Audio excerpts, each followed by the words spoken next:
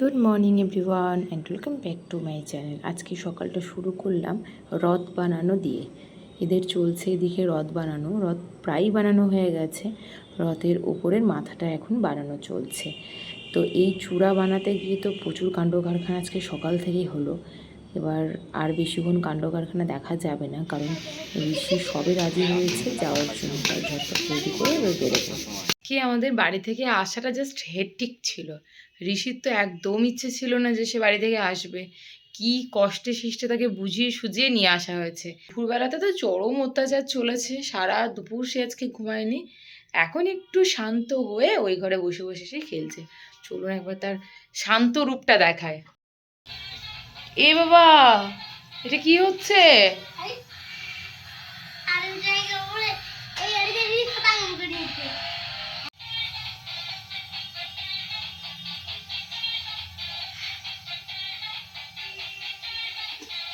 আমাদের ব্যাগপত্র এখনও পড়ে আছে, সেই যখন থেকে এসেছি তখন থেকে এইভাবেই, গোছানোর সময়ই হয়নি।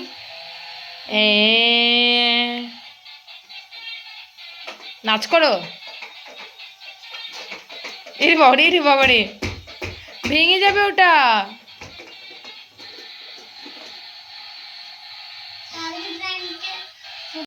আমিও আসার পর থেকে একদম ফ্রি টাইম পাইনি, এখন একটু ফ্রি টাইম পেলাম। এখন বসবো কালকের ব্লগটাকে এডিট করতে, দিয়ে পোস্ট করব। বসে পড়ি, না তো সন্ধ্যের সময় আবার বেরোনোর রয়েছে একটু, তখন আবার হবে না, রাত্রের আবার রান্না বান্না রয়েছে, অনেক চাপ। অনেকটাই অন্ধকার হয়ে গেছে, এরই মধ্যে রেডি হয়ে চললাম একটু ঘুরু ঘুরু করতে। চলুন আপনারা দেখবেন কোথায় যাচ্ছি ঘুরু ঘুরু করতে।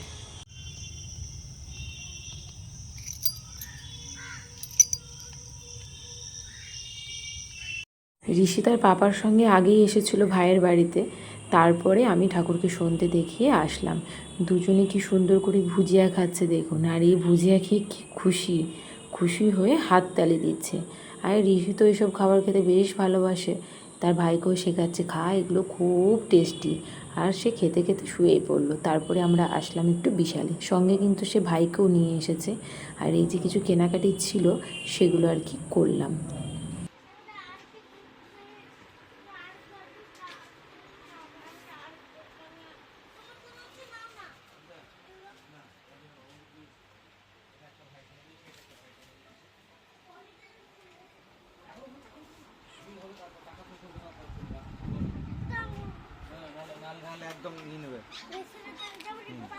চলো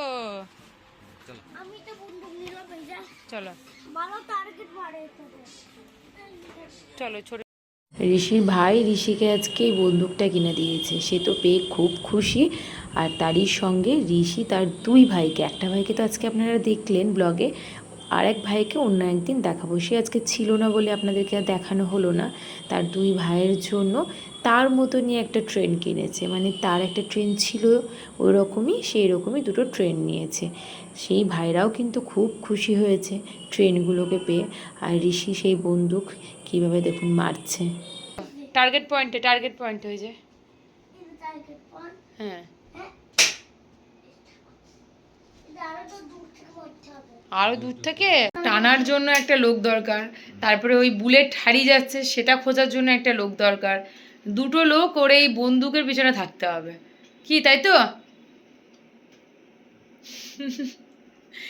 যাই হোক, এই তোমাদেরকে দেখাবে। হ্যাঁ, কালকে দেখাবে, ঠিক আছে, ভালো করে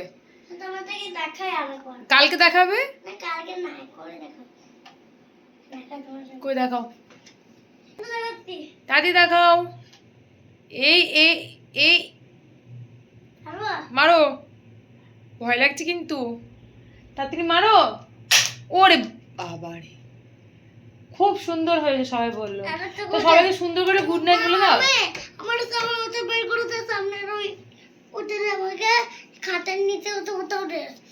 ওই যে বললাম দুটো তিনটে লোক লাগবে, ওর শুধু ওই বুলেট কুড়ানো আর বন্দুকের ওই টেনে দেওয়ার জন্য।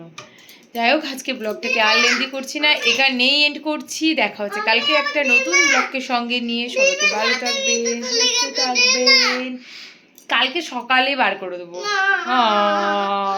Bye bye.